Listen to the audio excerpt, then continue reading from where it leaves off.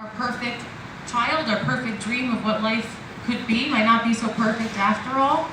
And we're really caring for our child in ways that we never thought that we would. I never thought I could give my daughter an injection. Never, ever, ever. And I remember thinking, there's no way. And you do. You get it. You get through it. And it is a grief process. And everybody responds differently. I can't stress that enough. So grief is not a disorder, a disease, or a sign of weakness.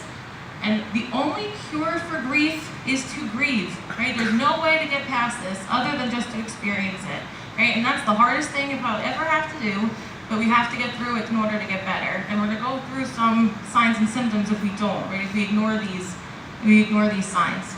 It's emotional, it's physical, it's spiritual, and what I like to always point out to the people I work with, it's the price you pay for love, right? So if you're grieving, it means that you love them, right? You love the person that you're helping. And if you don't love, then you can't grieve, right? So you get rid of the grief, you also get rid of the love, and you don't want to do that, right? So the healthy, negative emotions that you deal with, if you try to avoid those, you also avoid the healthy, positive ones, like joy, love, right? It's really important to process the loss. It affects everybody. It helps one to cope with stressful events. And it's important to identify those who struggle with this process. We're preventing depression, we're preventing addiction problems later in life, relationship difficulties, right? If we let a lot of this go, we're not looking, towards a really great future. And the really important thing is many of these things are very treatable with mental health. We're going a long way that just by simply, there's kids I see twice, and they feel so much better. And it's not that I'm this miraculous miracle worker who walks on water, right? It's just that they need somebody to talk to, and sometimes getting it out and hearing it from someone other than their parents. Again, that's probably why I struggle. My daughter will not listen to me, right, when it comes to certain things like this. I don't know anything. I'm just, mom, the idiot, so it's like, it doesn't matter, I do this all day. She doesn't care, right? So she needs to hear from somebody else. Someone else can tell her the same exact thing, and then all of a sudden it's like, oh, like a light bulb. It's true. It's true. So the 7 stages of grief, this is Elizabeth Kubler-Ross. If people might want to correct me and say, no, there's only 5. They did add 2 recently. So shock is the first one, right? I think we could all remember that doctor's visit when we got the news. I remember being completely blindsided, right? Not realizing that this was a possibility. So there's that shock, there's denial. Oh, there's no way, kids don't get arthritis, right? This isn't going to be that long, or not a chronic illness, she'll be done in a year, right? So there's those thoughts. Anger, right? I lived there for a little bit too. Bargaining, there's this idea that if I do this, then maybe this will happen. Depression, right? And that's a normal cycle of grief. So if you are feeling that, you're not allowed as a clinician to diagnose anybody with depression if they're going through a loss, because it's not a disorder, right? You feeling depressed about the fact that your child is going through this is 100% normal, right? And it is not anything to do with being clinically depressed. If it lasts for a couple of years, then maybe I have to talk about something. But if you're going through this process and it's something that it's a normal part of the course, you're going to be sad. You're going to have hard days where you don't want to deal with, what they're coping with. That's a very normal part of the stage.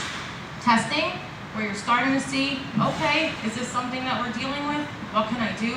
I kind of visually picture it as like putting that toe into a cold pool, right? You're starting to test out, am I able to handle this? What can I do, right? What options do we have?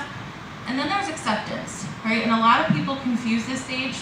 We're never going to be happy that we're here, right? It's not going to ever be, woo-hoo, right? Our kid has chronic illness, but it's dealing with it. It's accepting that it's part of our life. It's our new normal, and we incorporate it into our lives, right? So shop day is Sunday. We know it's Sunday. It's kind of been a part of our normal routine for a long time now, and it's become our normal. We have a kitchen cabinet filled of medical supplies. If everyone randomly would have popped in, they'd probably think I was a little loony myself, but how much we have a kitchen cabinet for it, right? So our lives have now encompassed this disease and having to deal with the consequences of it. That's my little Bella. When she was little, she's 8 now, but I kind of wrote how we handled those stages of grief and where we were at with the process. And I kind of mentioned them the slide before, but we really thought that she was only going to be on Enbrel for a year. There's no way. I know other kids are, but no, she'll be off of it in a year. There's no way she'll be longer. Anger, why her? What did I do? bargaining, I remember praying every single night, right? And whoever you believe in, right? But I remember saying, God, give it to me. I'll take it every joint. This is brutal. I can't handle watching this anymore. I'd rather deal with it on an everyday basis than to watch this, because it was torture, right? There's really no other word for it. Depression, crying, loss of sleep, lack of motivation. I really didn't want to work, not wanting to do certain things. And then the testing, right? We're going to find realistic solutions. My focus began to be on aspects of the arthritis that I can control. A lot of this isn't within our power, right? A lot of what we handle, we can't control if another flare comes. We can't control, the weather, right? So when it was a rainy day, or my daughter was lucky enough to get it during the year with the polar vortex, right? With it being incredibly cold. You can't control that, but what we can control is taking her to her doctor's appointments, making sure she ate right, making sure she slept right. I came here. I held on to dear life to the Arthritis Foundation. I'll get down to that a little later.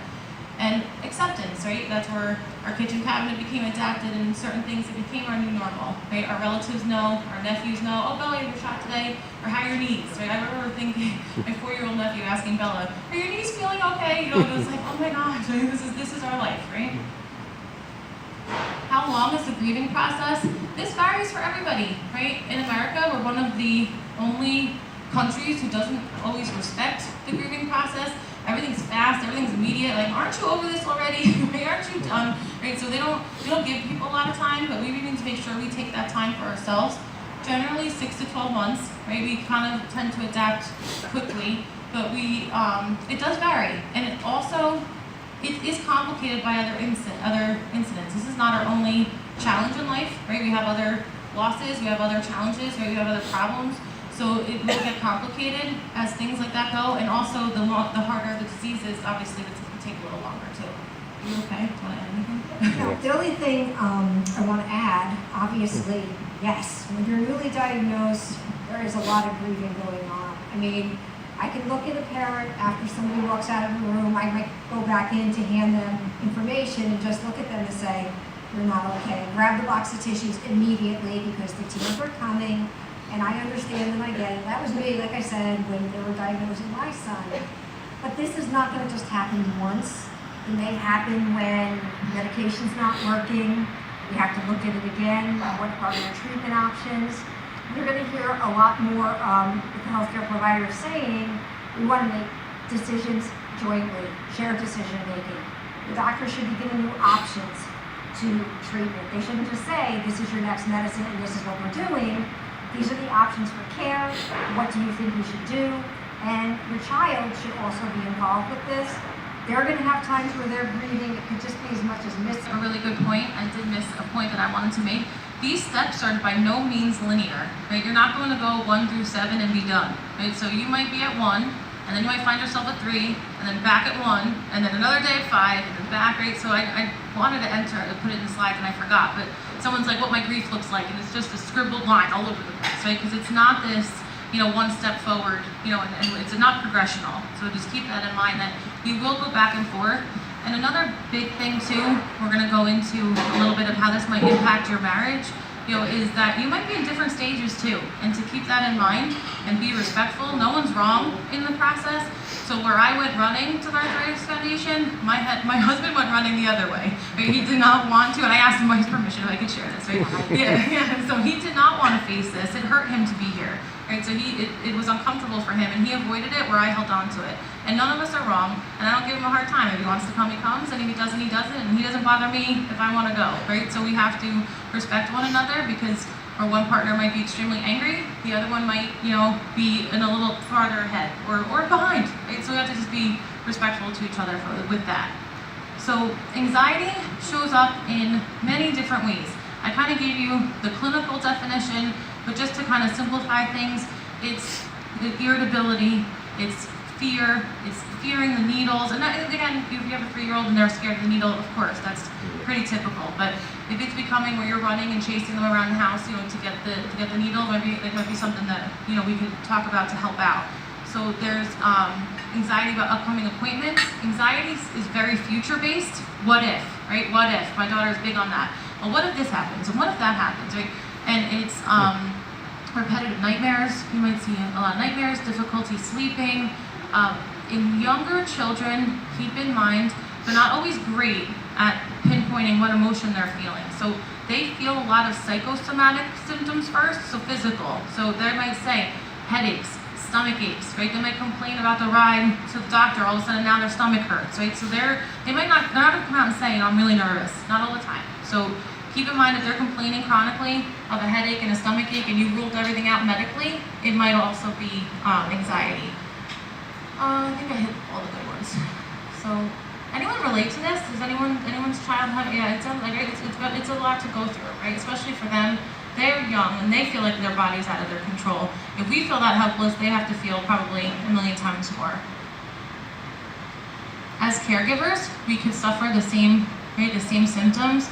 We're going to deal with our own anxiety, the unpredictability of the diagnosis, not knowing what's going to happen next, not knowing that there's a cure, that we're going to be dealing with this for a really long time. We might feel guilty and not do things we normally do because we're busy being a caregiver, right? We're busy shopping to appointments back and forth, and so we have to take good care of ourselves too. And sometimes too, that's why these events are so important too and so crucial, is that sometimes there aren't people who understand. Right? There aren't people who get, what we're dealing with, and that's why finding people here and finding friends here is so critical, because you have someone who understands what you're going through. As tempting as it might be, remember you can't remove all anxiety from your child, right? We can't. This is something that they're going to have to live with. I know I tended to be a big enabler. Anything that was a barrier, I wanted to fix, right? As a parent, as a mother, as a father, you see your child struggling, you want to fix it, right? You want to take care of things and deal with it. But that's probably one of the hardest things that you could do for them. We have to teach a lot of empowerment and a lot of how they can handle it, but they're going to need to be their advocate for a really long time, and they're going to be dealing with this for an incredibly long time. So we need to teach them how to do it rather than do it for them. Because when we do it for them, we're just enabling the idea that they can't cope with this and that there's truly danger, right? And while this is not fun, right? Most of the time, they're not in danger, right? 99% of the time, it's not dangerous. So that's where overprotecting can really increase anxiety levels or cause anger. I know just not giving them the ability to cope with it, we're going to hold them back. And I don't say this, I do this every day for a living, and I struggled with this all the time, right? I wanted to fix it. You don't like the shots, let's get the cream, right? And the cream worked, she was 3, but now I'm like, you know what, like you're 8 now, and she still wants to use it and still relying on it. I'm like, I think it's a little bit of a crutch, right? And I don't know if I did such a good job introducing that. So it's kind of dealing with those things and leaving the light on to go to sleep, right? Kind of those things that we give in to make them more comfortable. We're enforcing the idea that there's danger and that she needs that light. She doesn't need that light, right? So it's kind of going through those things in your day to day to see if we're accidentally reassuring too much. I put in about the anger because